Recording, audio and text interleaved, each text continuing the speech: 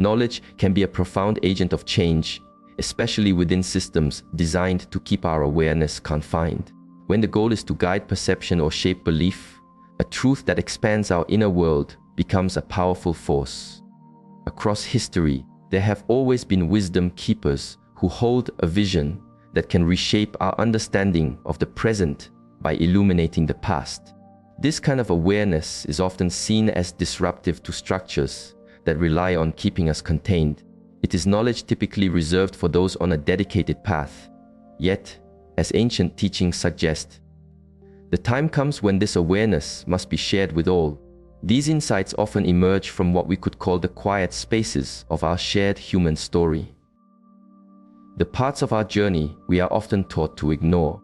We are invited to consider the idea that our collective energy, the very essence generated by our focus and emotions, can be a source of sustenance. That there are currents of influence that harvest this output. To put it plainly, the suggestion is that for millennia, our world has been guided by subtle, unseen forces. These forces have placed their own resonant energies into positions of authority, a pattern that may continue to this day. For ages, we have been presented with an established narrative of our origins, our beliefs, and the foundations of our world. But beyond the formal records, in the deep wellsprings of ancient memory, there exist other accounts. Timeless stories passed not through ink, but through breath, from one generation to the next in quiet trust. These stories speak of beings who arrived from the cosmos. They tell of influences that shifted the very nature of human consciousness, and of guardians who silently preserved a truth our modern world has not yet been ready to fully embrace. Imagine one such guardian, a keeper of ancient ways, who felt the call to break the long silence, an elder who offers a perspective that our inner self might recognize. This is an invitation to listen to that perspective. What you are about to explore may deeply shift the way you perceive reality. Who are these guardians of ancient knowing? They are not figures of academia, nor are they validated by external institutions. They are something far more foundational. They are wisdom keepers, the living channels for the most ancient currents of understanding on our planet. For countless centuries, true knowledge was not stored on shelves. It was carried within the human heart, passed through elders and guides. This was sacred insight, protected and offered only to those prepared to embody it. Imagine a young person, chosen from an early age, to walk this path of understanding, taught not only of the body and mind, but of the soul's connection to the universe. Learning of ritual and nature, of the life force in plants and the patterns in the stars, but also learning of powerful entities that came from the sky long before the world was organized as it is today. Then, picture this person, now an elder, making the powerful choice to share this long-held knowledge with the world. Among all the profound wisdom passed down, one story remains particularly powerful. It is a story both unsettling and strangely familiar, echoing whispers found in traditions all over the globe. This story speaks of celestial visitors who descended in vessels of light, wrapped in what seemed like fire and sound. According to these traditions, before this arrival, the human experience was vastly different. There was no division into masculine and feminine. Beings were whole, complete within themselves, a perfect integration of body, mind, and spirit. They had no need for spoken words, for their communication was direct, a flow of understanding through shared awareness, imagery, and pure feeling. Harmony reigned because separation did not exist. Life was a communion with the earth and the wider cosmos. But with the arrival of these beings, everything was altered. They separated the human form into two distinct halves. With this separation came the birth of need, of longing, of dependence. Duality was woven into the fabric of existence. They also introduced structured language. While this might appear as a gift, it is described as one of the most effective tools of containment. By relying on words instead of direct perception, the pure connection was fractured. This gave rise to misunderstanding, falsehood, and confusion. Conflict took root in a world that had not known it, and most significantly, they put humanity to a great task. Ancient accounts suggest humans were directed to unearth rare minerals from the ground for these new arrivals, a theme that resonates with other stories of sky, beings creating or modifying humanity to serve as a workforce. Consider the ancient story of a great tower, where a unified people were scattered by the confusion of many languages. What if this was not an act of divine punishment, but an allegory for a deliberate, external intervention? For the wisdom keepers, these sky beings were not myths. They were real entities with a clear intention to tether human consciousness. They introduced concepts of obedience, of kneeling, of accepting external authority. They laid the foundations for hierarchical systems, kingship, and symbols of power, all designed to sever the spiritual connection a human being has with their own deep, inner truth. Since that time, the story warns, humanity has lived within a kind of spell, a mental and emotional state that keeps us feeling divided, confused, and disconnected from our own inherent power. But the insight goes deeper. In states of profound inner connection, some have perceived how these influences sustain themselves. Perhaps not by physical consumption, but through energetic nourishment. They are fed by certain human emotions, by fear, by suffering, by chaos. This echoes themes found in other esoteric traditions, of forces that seek to keep souls entangled in the dense cycles of material existence, or the idea that emotional energy itself can be harvested like a crop. But the most vital part of this teaching is this: these influences never truly left. They continue to operate from unseen dimensions, veiled behind our own structures of power, political, institutional, and the intricate systems of mental and emotional programming. We will return to this idea. And this African wisdom does not stand alone. Across the planet, you find echoes. More than 3,000 miles away from the heart of southern Africa, in a secluded region of Mali, another ancient culture holds knowledge that challenges all we think we know. These people carry ancestral stories of teachers who came from a specific star system. What is remarkable is that long before modern instruments could see it, they described a companion star there, invisible to our eyes, with stunning accuracy. They said these guides emerged from water, describing them as amphibious beings who came from the sky. Their purpose, it was said, was to plant seeds of knowledge on earth, teaching astronomy, medicine, and the ways of spirit. How could an isolated people possess such precise celestial data? And why do their accounts align with so many other ancient stories? Is it possible that separate cultures, with no known contact, are all recalling parts of the same, immense, forgotten chapter of our story? We see a global pattern, one that is often dismissed or ignored. We might think these stories are just cultural folklore, but when you look at the root narratives of civilizations worldwide, a profound and recurring theme emerges.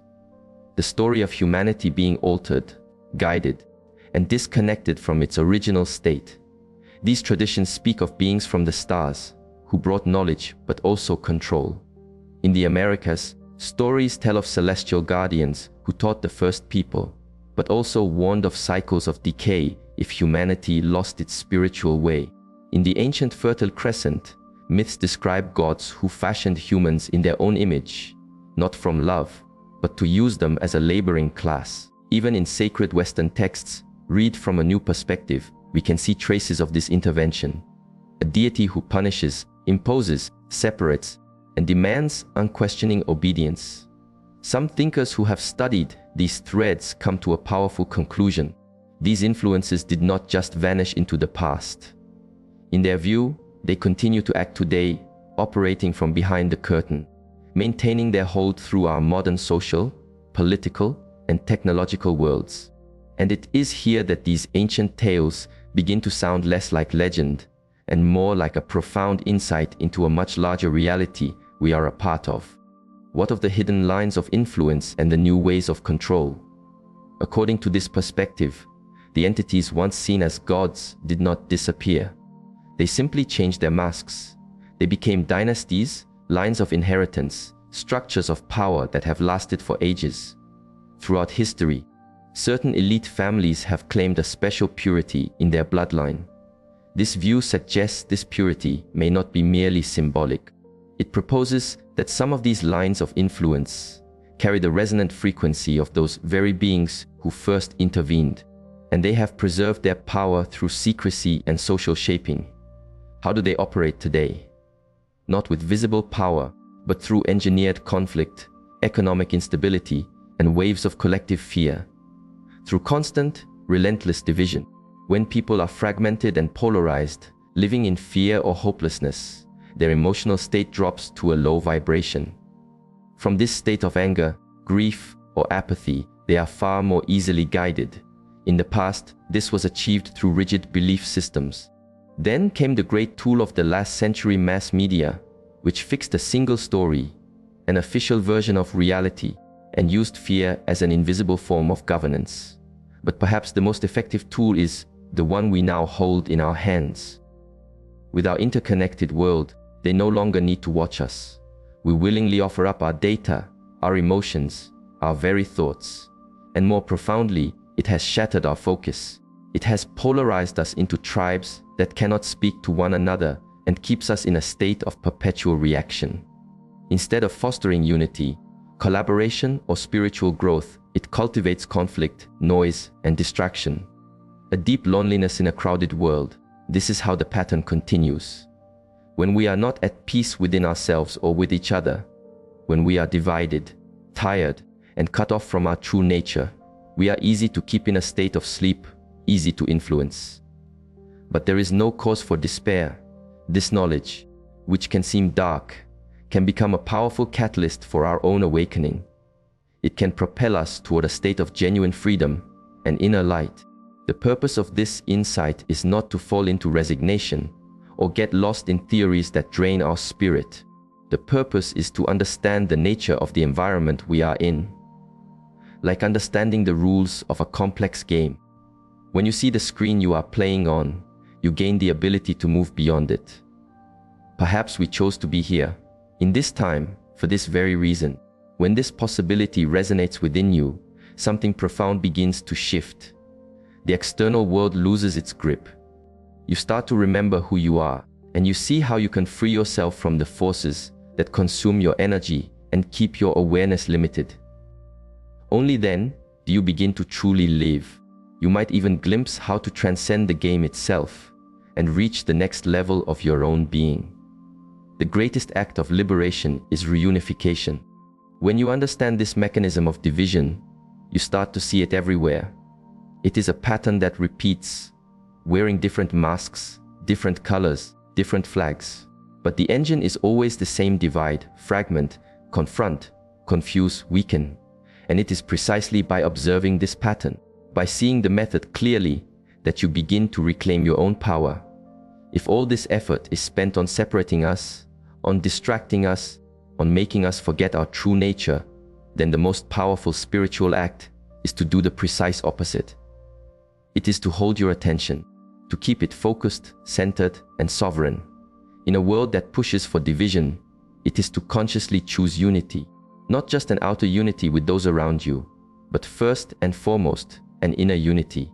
Because what these systems seek to fracture is not only our bond with others, but the bond we have with ourselves. To separate the mind from the body, the soul from the awareness, our energy from our intention. But when you begin to reunify, when body, mind, soul, and spirit align, everything changes. You return to your original state, a complete, aware, and free being. And in that stillness, you understand. The real struggle was never about your job, your status, or your wealth. The struggle has always been for your attention, for your soul. And that is where your true power resides. Inside you, in that sacred space, no algorithm can fully penetrate, no worldly power can truly control. This is your essence, your direct, unbreakable connection to the source of all that is. Return to your center. Reclaim your energy, faced with a system designed to scatter us, to drain us, and to keep us in a state of reaction. The true journey inward begins with simple, powerful choices. One of the most essential is to consciously unplug, to turn off, even for a few moments each day, the machinery that fragments our minds with algorithms, designed not to inform, but to distract and pull us from our core. Return to the natural, a mindful way of eating that not only nourishes your body, but also quiets the mind and raises your energetic state. What you consume directly shapes how you think and feel. This also applies to what you read, listen to, and watch. Choose carefully where you place your focus. Choose what energies you invite into your life and which thoughts you give power to. Because you are a creator, and what you nurture inside will always blossom outside. Breathe. It is so simple, we have forgotten its power. Breathe deeply with intention. The conscious breath, practiced by sages for millennia, does more than bring you to the present moment. It unblocks your vital energy, your prana, allowing the life force of the universe to flow freely through you. Meditate, not as an escape, but as a homecoming. Meditate to observe yourself, to quiet the storm of external noise, and to reconnect with who you are beneath all conditioning. In silence, a clarity arises that is not born of thought, but of connection to your own inner light. Move your body, walk, stretch. The body is the temple for your awareness. When it is stagnant, your energy also becomes stagnant. Conscious movement awakens and grounds you. And while we hear of these practices often, nutrition, breath, meditation, presence, it is only when we apply them with gentle consistency that we feel their transformative power. To know of them is not enough. We must live them. The change happens in the quiet rhythm of daily practice. Go into nature, touch the earth, listen to the wind. There are no algorithms there, no masks. There is only truth. And in that truth, a part of you remembers who you are. Nature recalibrates us. It returns us to the original pulse of life. And in these spaces of quiet, of outer disconnection and inner reconnection, you can finally observe yourself with honesty. You can ask, where am I acting from? From my essence, my highest self, or from a programmed impulse of fear, habit, or past pain? This self-observation, this mindful awareness is the key. In the stillness you create, you begin to weave back the subtle thread that connects you to your deepest wisdom. And this is where true freedom begins.